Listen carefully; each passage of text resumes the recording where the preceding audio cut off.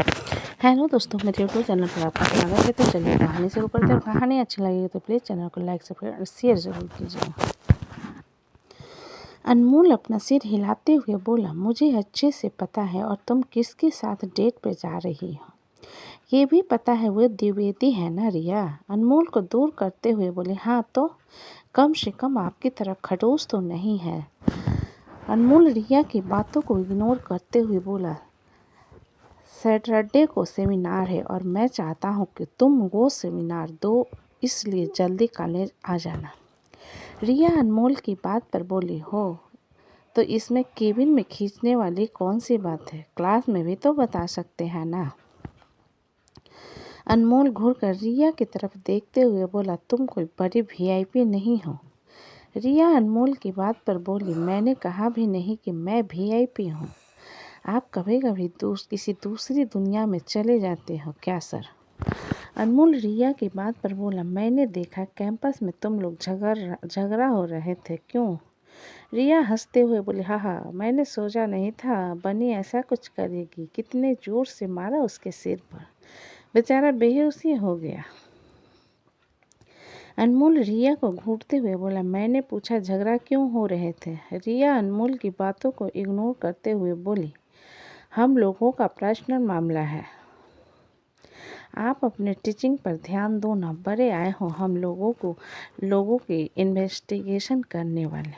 इतना कहकर रिया केबिन से बाहर जाने लगती है, जिस पर अनमोल रिया को कमर से पकड़कर खींच लेता है। अनमोल के अचानक खींचने पर रिया सीधा उसके सीने से जा लगती है और अजीब नज़रों से अनमोल को देखने लगती है। उसे घबराहट बिल्कुल महसूस नहीं हो रही थी। अनमोल रिया के चेहरे के बिल्कुल करीब आकर बोला, क्या तुम्हें मुझसे डर नहीं लगता मिस लूथरा। रिया अनमोल के अजीब नज़रों से देखते हुए बोली, क्यों, आप रावण के खानदान से हो, जो मुझे आपसे डरना चाहिए सर। रिया की आंखें बड़ी हो गई थी। तभी बिना नॉक करे जिया केबिन में एंटर करती है और उन दोनों को किस करता हुआ देखकर उसकी मुट्ठी मजबूती से बंद हो जाती है। जिया जोर से दरवाज़ा अंदर से बंद करती है, जिस पर रिया अनमोल को दूर करने लगती है, लेकिन अनमोल उसे छोड़ने के मूड में बिल्कुल नहीं था। आखिर में रिया थक हारकर अनमोल के होठ पर जोर से काट लेती है, जिससे अनमोल रिया से दूर हो जाता है। रिया जल्दी से अपने कपड़ों को और बैग को उठाकर केबिन से बाहर भाग जाती है। अनमोल टिश्यू पेपर से अपने होठों को साफ करते हुए बोला, सॉरी, कॉफ़ी टेबल पर रखी हुई है मिस जिया। अनमोल रिया के गुलाबी होठों को देखते हुए बोला, उस दिन तुमने मेरी पहली कैसे चुरा ली, आज मैं तुमसे ले लूँगा। रिया अपनी आंखें बड़ी करके बोली, व्हाट। अनमोल रिया के होठों के करीब आकर बोला, या। इतना कहकर अनमोल रिया के निचले होठों के शक करने लगता है। जिया अनमोल की बात पर बोली, सर। अनमोल अपनी नज़रें उठा जिया को देखते हुए बोला, व्हाट। जिया अपनी मुट्ठी मजबूती से बंद करके बोली, आई लाइक।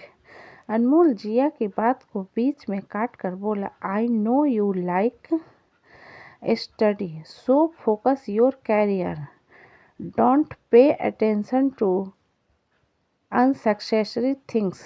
जिया अपनी आंखों में नमी लिया अनमोल की तरफ देखती है और कॉपी उठाकर केबिन से बाहर चली जाती है। अनमोल अपने होठों को रब करते हुए खुद से बोला, नाइस। इतना कहते हुए अनमोल के होठों पर एक तिरछी मुस्कान आ जाती है। इधर सारंग कंपनी में मृत्युंजय अपने केबिन की कुर्सी पर बैठा राजीव को बुरी तरीके से घूर रहा था, जो कि काफ़ी नज़र आ रहा था। मृत्युंजय अपना हाथ टेबल पर मारते हुए बोला, हाउ डेयर यू, तुमने शादी कर ली बिना हमें बताए। क्या तुम होने वाले सर्वे से बचना चाहते हो। वहाँ खड़े विकल्प, अमृत और विक्रम एक दूसरे को देखने लगते हैं। डेविड आते हुए बोला, आपने बिल्कुल सही कहा। बहुत मेरा एक्स शादी करने की खुशी में इतना बावला हो गया है कि उसे पता ही नहीं चला कि उसके दोस्त भी हैं जिन्हें उसे पार्टी देनी चाहिए। विक्रम हैरानी से डेविड को देखते हुए बोला, तुम्हारा रिलेशन राजीव के साथ था? डेविड तिरछी मुस्कान के साथ बोला, हर हॉट बंदे के साथ मेरा रिश्ता होता है। मैंने तो विकल्प को किस भी किया है। सभी लोग आंखें बड़ी करके विकल्प को देखने लगते हैं। मृत्युंजय अपने सर पकड़कर कहता है, हे भगवान, दुनिया में लड़कियों की कमी रह गई थी। जो मेरा ही भाई एक लड़के के साथ रिश्ते में है। विकल्प की आंखें हैरानी से बड़ी हो जाती है और वो बुरी तरीके से डेविड को घूरने लगता है। लेकिन डेविड के ये कहने पर कि उसके विकल्प को किस किया है, सभी लोग अजीब नज़रों से उन दोनों को देखने लगते हैं। विकल्प डेविड को घूरते हुए मृत्युंजय से बोला, ब्रो, आपको मिसअंडरस्टैंडिंग हो रही है। आपको पता है ना, मुझे लड़कियों में ही दिलचस्पी है। मृत्युंजय विकल्प को इग्नोर कर राजीव से बोला, तुम्हारी वाइफ कहाँ है? राजीव मृत्युंजय के सवाल पर बोला, घर में है, आराम कर रही है। मृत्युंजय अपनी आंखें छोटी करके बोला, किस आलसी से तुमने शादी कर ली? राजीव थोड़ी नाराजगी से बोला, मेरी वाइफ प्रेग्नेंट है, इसलिए आराम कर रही है। वहाँ खड़े सभी लोगों को एक बार फिर से करंट लगता है। सभी लोग हैरानी से राजीव को तरफ देखने लगते हैं। अमृत राजीव को घूरते हुए बोला, तुमने कल शादी की और तुम्हारी वाइफ आज प्रेग्नेंट है? तुम्हारा दिमाग खराब है या तुम हम लोगों को बेवकूफ़ समझ रहे हो? राजीव अमृत की बात पर मुंह बनाते हुए बोल, उन लोगों को क्रूज पर जो कुछ भी हुआ था सब कुछ बता देता है। पूरी बात सुनने के बाद विक्रम शरारत वाली मुस्कान के साथ बोला, मतलब बीवी के साथ बच्चा फ्री? राजीव विक्रम की बात पर उसे घूरते हुए बोला, फ्री में नहीं मिला है, मेहनत की है तब मिला है। ऐसा लग रहा है जैसे डाउनलोड करके ला रहा हूँ। विक्रम राजीव की बात को इग्नोर कर मृत्युंजय से बोला, वैसे आपकी शादी को भी 6 महीने होने को आए हैं, आपने क्या सोचा है? मृत्युंजय जो किसी गहरी विचार में खोया हुआ था, विक्रम के सवाल पर बोला, मेरी वाइफ अभी अपना कैरियर बनाना चाहती है और प्रेगनेंसी तो बहुत बड़ी जिम्मेदारी है जिसके लिए मैं खुद भी तैयार नहीं हूँ। अमृत मृत्युंजय का साथ देते हुए विक्रम से बोला, जय बिल्कुल सही कह रहा है। महज 22 साल की है, उसे कोई दिक्कत नहीं होगी। विक्रम अमृत की बात पर बोला, और आपने क्या सोचा है? अमृत मुंह बनाते हुए बोला, मेरी बीवी मुझे जान से मार देगी अगर मैंने ऐसा कुछ किया तो, इसलिए चांस ही नहीं है। विकल्प उन लोगों की तरफ देखते हुए बोला, अब बस भी करो यार, हमें तो राजीव के आने वाले बच्चे के लिए खुश होना चाहिए। विकल्प की बात पर सभी लोग अपना सिर हिलाते हैं, लेकिन डेविड राजीव की तरफ देखते हुए बोला, तुम अपना बच्चे आने के बाद कुछ दिनों के लिए हम लोगों को अपने बच्चे को उधार में दे दोगे? राजीव डेविड को अजीब नज़रों से देखते हुए बोला, अगर तुम्हें बच्चा चाहिए तो जाकर खुद पैदा करो ना, मेरे बच्चे को मैं तुम्हें क्यों दूँ? डेविड अपने दांत चमकाते हुए बोला, फ्यूचर में तो हम सभी डैडी बनेंगे, तो हमें भी अपने बेबी को संभालना आना चाहिए ना, इसलिए कह रहा था। राजीव डेविड की बात पर बोला, मैं नहीं दे रहा अपने बच्चे को, मैं क्यों दूँ? जाकर खुद पैदा करो, सीख जाओगे। मृत्युंजय राजीव की तरफ देखते हुए बोला, तुम यहाँ पर क्या कर रहे हो? तुम्हें अपनी वाइफ के साथ होना चाहिए। राजीव अपना सिर हिलाकर बोला, हाँ, लेकिन काम भी तो ज़रूरी है ना, और घर में डैडी और मम्मी है। मृत्युंजय अपने ख्याली पुलाव पकाते हुए बोला, अगर मेरी वाइफ प्रेग्नेंट हुई तो मैं पूरे 1 साल तक सारा काम घर से करूँगा। विकल्प मृत्युंजय की बात पर बोला, उसकी कोई ज़रूरत नहीं है। मैं वापी और बनी है ना बेबी का ख्याल रखने के लिए। आप ऑफिस में ही रहना। शोभित विकल्प की तरफ एक नज़र देखने के बाद अपने फ़ोन की तरफ देखता है जिसका स्क्रीन चमक रहा था। शोभित कॉल अटेंड करते हुए बोला, हेलो। दूसरी तरफ से विप्लव धीरे से बोला, ब्रो, झगड़ा हो गया कॉलेज में। शोभित अपने दांत पीसते हुए बोला, तुम लोग कॉलेज में पढ़ने जाते हो या फिर झगड़ा होने जाते हो? विप्लव शोभित को सारी बात बता देता है। जब शोभित को पता चलता है कि कैसे अदिति ने शौर्य को मारा है, शोभित का चेहरा काला पड़ जाता है। शोभित के एक्सप्रेशंस को देखते हुए मृत्युंजय बोला, क्या हो गया? सब ठीक तो है ना? शोभित मृत्युंजय की बात पर बोला, मुझे कॉलेज जाना होगा। विकल्प शोभित की बात पर बोला, बनी और वापी ठीक तो है ना? शोभित अपनी एक आंख बंद कर अपने गले को हल्का सा खुजलाते हुए बोला, कोकुन ने एक लड़के को मार दिया। विक्रम हल्का हंस कर बोला, हा हा हा, तेरी बच्ची बड़ी बदमाश है। शोभित अपना सिर हिलाते हुए बोला, इसलिए डैडी अपने बच्चे को लेने जा रहे हैं। इतना कहकर शोभित ऑफिस से निकल जाता है। सभी लोग अपने अपने काम के लिए निकल जाते हैं। राजीव वहां से जाने लगता है, जिस पर मृत्युंजय उसे रोकते हुए कहता है, रुको। राजीव पलटकर मृत्युंजय को देखते हुए बोला, क्या हो गया?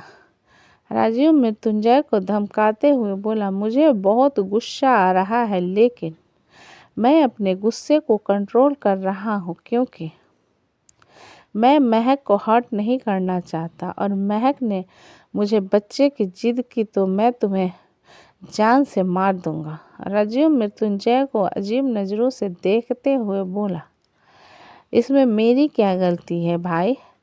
तुम्हें बच्चा चाहिए तो जाकर तुम भी ट्राई करो। मृत्युंजय अपनी आंखें छोटी करके बोला, तुमने तो बिल्कुल ट्राई नहीं किया। तुम्हें तो सब कुछ थाली में परोस कर मिल गया है, तो तुम मुझे क्यों मेहनत करने के लिए कह रहे हो? राजीव हल्का मुस्कुरा कर बोला, क्योंकि मेहनत का फल मीठा होता है। मृत्युंजय राजीव को बुरी तरीके से घूरते हुए बोला, तुम्हारे कारण अगर मेरे घर वालों ने मुझे कहा बेबी करने के लिए तो मैं तुम्हें जान से मार दूंगा। अब जाओ यहाँ से। राजीव केबिन से बाहर जाते हुए मुंह बनाकर बोला, अजीब आदमी है यार। इतना कहते हुए राजीव अपने केबिन में चला जाता है। महक अकेली अपने प्रैक्टिस रूम में प्रैक्टिस कर रही थी कि चिराग अंदर आते हुए बोला, आफ्टर लॉन्ग टाइम। महक चिराग की बात पर उसकी तरफ देखते हुए बोली, I am sorry teacher, family functions के कारण बहुत ज़्यादा बिजी हो गई थी मैं। चिराग अपना सिर हिलाते हुए बोला, नो प्रॉब्लम, बट 1 हफ्ते बाद कंपटीशन है। अब ये मैनेज तुम्हें कैसे करना है तुम्हारे ऊपर है। महक चिराग की बात सुन अपना सिर हिलाते हुए बोली, डोंट वरी टीचर, मैं दिन रात मेहनत करके अपनी प्रैक्टिस पूरी कर लूँगी। चिराग म्यूजिक ऑन करते हुए बोला, बेहतर है, अगर तबीयत खराब होती है तो इसकी जिम्मेदार तुम होगी, मैं नहीं। महक चिराग की बात पर अपना सिर हिला देती है तो चिराग उसकी तरफ देखते हुए कहता है, हम रीमिक्स सॉन्ग पर डांस करेंगे। महक अपना सिर हिलाते हुए बोली, जैसा आपको ठीक लगे। चिराग एक सॉन्ग प्ले करके बोला, तुम इस सॉन्ग पर डांस करो। महक अपना सिर हिला देती है। चिराग वहीं कुर्सी पर बैठकर महक को देखने लगता है। बीच में चलने वाली म्यूजिक बीट्स पर महक खुद ही बैलेंस परफॉर्म करती है और बीच में ही सालसा भी ऐड करती है। चिराग के होठों पर एक कातिलाना मुस्कान आ जाती है और वो महक को अच्छे से देखने लगता है और वहीं महक आगे के रिलिक्स पर अपने डांस स्टेप चेंज करती है। चिराग सॉन्ग को चेंज होता हुआ महसूस कर कुर्सी से खड़ा होता है और पीछे से जाकर महक को अपनी तरफ खींच लेता है। महक थोड़ी हैरान होती है, लेकिन चिराग को डांस करता हुआ देखकर वह भी उसका साथ देने लगती है। चिराग महक के कमर पर हाथ रख कर फॉक्सट्रॉट परफॉर्म करता है और बीच में सालसा ऐड कर स्ट्रीट डांस ऐड करता है। महक काफ़ी अच्छे से चिराग के एक्सप्रेशंस को देख रही थी, जो कि बिल्कुल नॉर्मल थे, लेकिन डांस में अच्छे से मैच कर रहे थे। महक चिराग में एक अच्छे दोस्त को देख सकती थी और अच्छे टीचर को भी। उसके अलावा उसके दिल में चिराग के लिए और कुछ नहीं था, लेकिन चिराग बहुत कुछ सोच चुका था। चिराग महक के एक हाथ को पकड़ उसके कमर पर हाथ रखता है और डांस शुरू करता है। तो दोस्तों, कहानी कैसी लगी मुझे कमेंट में लिखें। अच्छी लगी हो तो प्लीज़ चैनल को लाइक करें, सब्सक्राइब करें और ज़्यादा से ज़्यादा शेयर करें। कहानी को पूरा सुनने के लिए धन्यवाद।